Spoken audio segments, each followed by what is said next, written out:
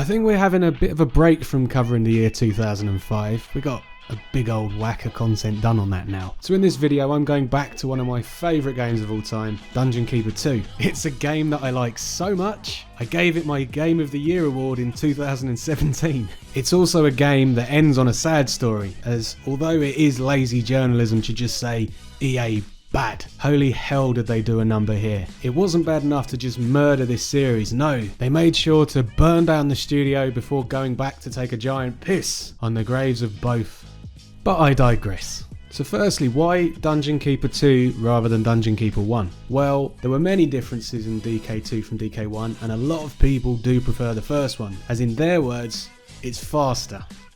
I'm not even touching on which one is better. All I'll say is that I like the second one more, because it was the one that I had, and therefore the one that I played. And you know what? I still do. The market may be absolutely swamped with choice of new releases every day, and there's always something excellent to catch up on. But you know what? Sometimes I just cannot be bothered. Just like how people will watch Home Alone every Christmas, or make a yearly decision to go back and watch the complete extended Lord of the Rings trilogy, when I'm in a rut, for an hour or two I'll stick on SSX or Time Splitters, Age of Empires or Dungeon Keeper 2. Possibly even whatever the newest port of Resi 4 is. It doesn't matter that I know the games inside out, that I'm not going to have a challenge. I just want that reward loop. Those other games I've mentioned, I've talked about them to death, so back on topic.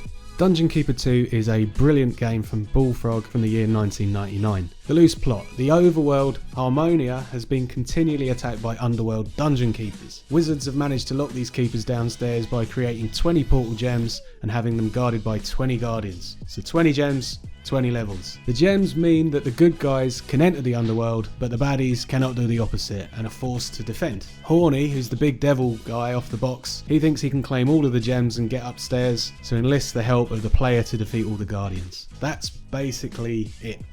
There may be 20 levels, but each of them introduces new mechanics as you go along, and it expands upon things like what you can build, what you can do, the creatures you can attract. Some levels are straight up you versus them, while others have you versus other keepers versus them.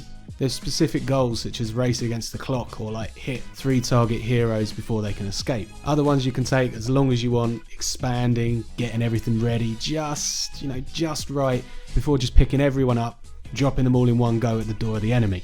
All of this is while balancing the running of your dungeon, hence Dungeon Keeper. You have to keep tabs on your gold, creature hunger, happiness, idle workers, combat levels, reinforcing your walls, making traps, a whole load of things. None of this seems overwhelming, and this may be why players found it slow compared to its predecessor Dungeon Keeper 1. Although there is no extreme micromanagement, there's elements that will definitely need more literal hands-on and intervention. Combat levels, for example, they max out at 10, but a training room will only get your creatures to 4, so you give them a slap and they'll get to 4 a bit quicker. A combat pit will get them up to level 8, but it has the potential to kill your creatures if you don't heal them up or get them back to bed when they've been knocked out. Levels 9 and 10, they're only reachable through finding like magical items or fighting against enemies or, cheating. These levels, they also apply to creatures who research, ones that manufacture, and your imps that are just doing their day-to-day duties. In the single player campaign, it's fairly forgiving to have just rubbish lads, but you'll get destroyed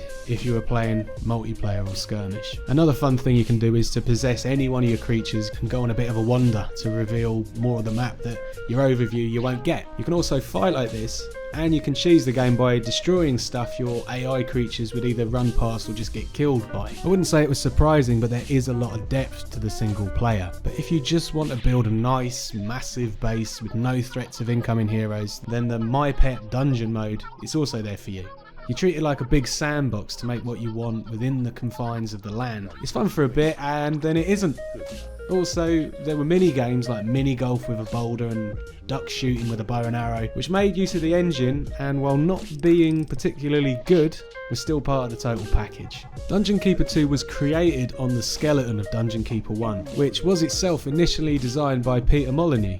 He let go of the project just before the first game released, but the basic outline, it was there. Dungeon Keeper 2 kept the good bits from it and then added to it, and it was developed by a team of around 50 people, which I'm not too sure, but I think was quite a few for this time period and this type of game. As far as I care, this was man hours well spent, as the sound, the environment, the design, the graphics, for the time all of these are spot on. It was released in a time period where computer hardware was extremely far from standard. So we had support for 3D hardware acceleration for those Voodoo 2 boys, as well as having software rendering for the dad's work computer lads. Back to the bad bits and the future, which in this case is there isn't one. Dungeon Keeper 2 is not a cult classic or a hidden gem. It sold well enough and it received almost universal acclaim. It ended on a cliffhanger, Horny's got out into the overworld, can't wait to see what happens next. For almost a year there was development on a third game called War for the Overworld. That was until it was cancelled. Speaking on this cancellation, Bullfrog Representation said,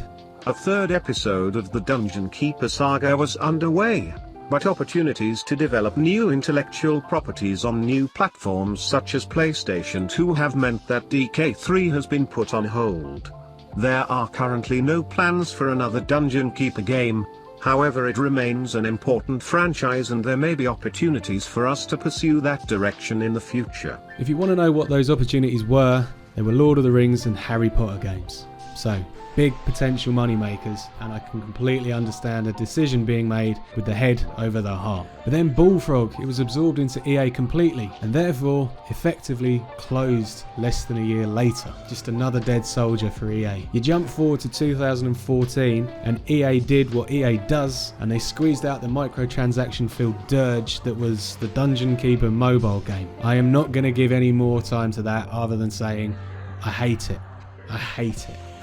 In better news, there was also a kickstarted game called War for the Overworld, but to be honest, you'll have to tell me if that's any good, as I haven't played it. It looks alright though, so, you know, maybe I will. If you want to play the game now, I have good news and I have bad news. We'll start with the bad. There is no getting around this. This game is old. If you're also an old lad, you'll remember that some games back then were a total bollockake to get running smoothly. And then if you add 19 years on since this came out, things have got worse. If you have a modern computer, I'd be pretty surprised if tomorrow you downloaded this, you played it through, got to the end and you didn't have any issues. Frame rates are knackered, it'll crash, it looks garbage, the list goes on. You can get it from GOG and they say that this runs on all machines, but that's just not true. But the good news, there are fixes to everything if you have the patience and the tiniest bit of know-how. In the info below, I will link everything that I'm going to say now, but I suggest you take the time to add 3 patches and make some changes to the game files. What these will do is stop the frame rate drops and crashes, it'll allow you to have a higher resolution, it'll improve the graphics, it'll adjust the enemy AI, and it'll also change the spawning behaviour for higher tier creatures. After doing these things, which should take you about 10 minutes, you're going to have the best gaming experience. This game was abandonware for a bit, but for the last couple of years it's been available on GOG for almost a $5. As much as I love it, I wouldn't pay that, as I have the big box version of the game, but of course my PC doesn't have a disc drive. So the last time I bought it, I got one from a key reseller for the grand total of £1.15. I think this is the 3rd time that I've bought keys over the years, and none of them have cost me more than this. So to wrap this up, I cannot recommend Dungeon Keeper 2 enough. I think it's an absolutely fantastic game. It's got its problems, because it's got old, but it doesn't stop it being wicked. Bullfrog knew how to make good, silly, but fun games, and this was one of their best. I think if you're a first time player, you will still like it now, even if it is coming up 20 years old. If you're not a first time player, you already know it's good, so have fun playing it again. I will speak to you later on. Goodbye.